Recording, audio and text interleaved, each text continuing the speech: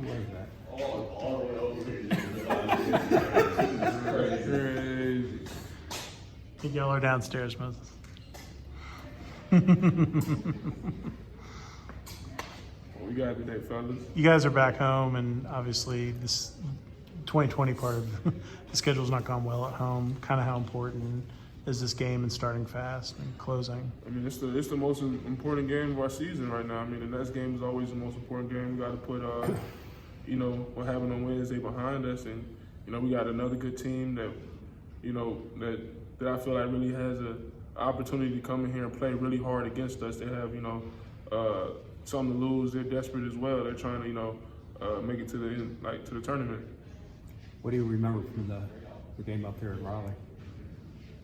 It was intense. I mean, it was a battle, man. It was, you know, for 45 minutes, the whole 45, well, more than 45 minutes, it was a battle. Those guys played hard. I mean, it was stretches when, you know, they had guys on the team that, you know, couldn't miss. They made tough shots. We made tough shots, and, you know, we were lucky enough to get escape with a win. Anything you feel you need to do better this time around against them? Same thing as always, man. Take care of the ball, be poised, take good shots, play great defense. What's just your feeling about where this team is now? You're playing well for large stretches and coming up short in different ways. And there's obviously good and bad. And how did you put that in? I mean, we're growing, man. Coach has really been telling us to focus on the process and not the results. So process-wise, the guys are practicing hard, and we're getting better. What's something you guys can do? You've been in all these close games and haven't been able to. Moses talking about stepping on their neck or whatever, you know, like put the game away. What's the thing that you think will get y'all over that hump to put the game away? I mean, you just got to finish. I mean, at any point in time, it's a possession by possession game. So you can look at any possession during that game and say, you know what I'm saying, this is 2 points here, 2 points there, you know, we win. But, you know, that's not how basketball works. You know what I'm saying? Like, you know, you change something here, it's going to change something else 5 minutes down the road.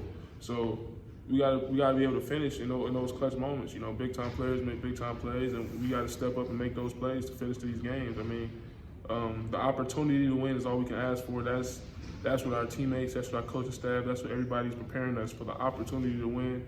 And in those final moments, when we have the opportunity to win, we have to step up, we have to make shots, we have to defend, we have to do whatever it takes in that moment to win.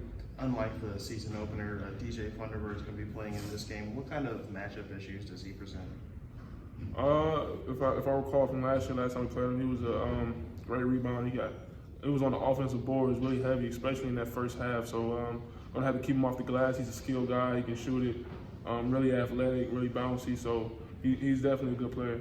Is there anything you guys saw with you gave up a lot of offensive rebounds the last couple of games. Is there anything in particular you've seen? You were playing man-to-man a lot against Louisville in particular, so kind of is there something in particular you guys were seeing where maybe some lost opportunities were there for defensive rebounds for you guys? Looking at Louisville, you know, it comes down to the 1-2, of course, wanting to make the right play every possession, so being able to, you know, multiple efforts, so being able to guard, being able to go against shot, get past that, your next level, your next job is to go secure the rebound. Not only that, we had a lot of our perimeter guys playing some of their bigger guys. So, you know, we had, you know, Jose guarding Noor, and, you know, Noor has about 6-7 inches on Jose. So I remember seeing him get about 2-3 boards. Guys really crashed from the outside and played a nice 4-on-1. So guys, you know, had a chance to, you know, gain momentum, come in and rush towards the boards. And, you know, in the ACC, these are good teams. These are athletic players. We have to do a better job keeping them off the glass. You've been playing with a short bench. Of course, naturally, that leads to a lot of minutes for you in the game. Do you feel that in the last maybe 5 or 6 minutes of the game? Or, you know, I mean, that's just about everybody in the country right about now. I mean, coach will tell you he's playing the guys that he feels comfortable with in those situations, and you know, we want to win. This is what we asked for. I mean, if you asked me, you know, 2-3 years ago when I was at Texas, if I wanted to play however many minutes, that's what I'm gonna tell you. I want to play them all. Everybody wants to play them all. So you want to be in those situations, and of course, guys are gonna feel in their bodies, but using that as an excuse it can't be, because everybody's playing. You know what I'm saying? We had a game on Wednesday, so did everybody else have a game on Wednesday. We're gonna play again on Saturday. You know what I'm saying? So the guys that are going to make the difference have to be out there on the floor. Of course. I mean, especially in tight games like that. I mean, we don't. The thing is, coach has been playing the short bench, but we have guys that are able to produce at any moment on the bench.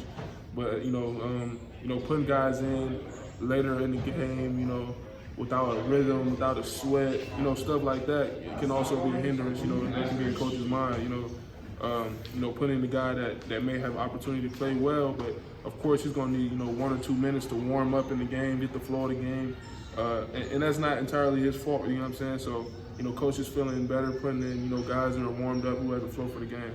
But they had the two bigs. Imagine they're fresher. It's just a challenge. I mean, whether you're using your excuse or not.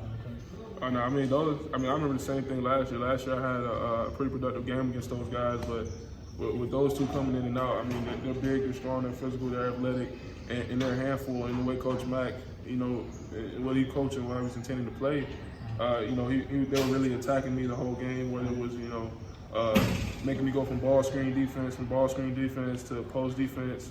So just trying to wear me out, trying to get fouls on me early, and, you know, they did a good job in doing so.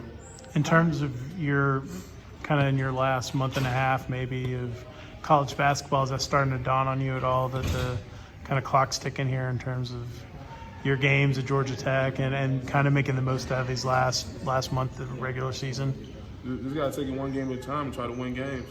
That's what we're doing at this point. I mean, you say the clock's ticking. Well, I'm trying to extend it. You know, the only way we can extend that clock is by winning games and, you know, winning every game, if that makes sense. So every game after about 12 from now, we just win to go home.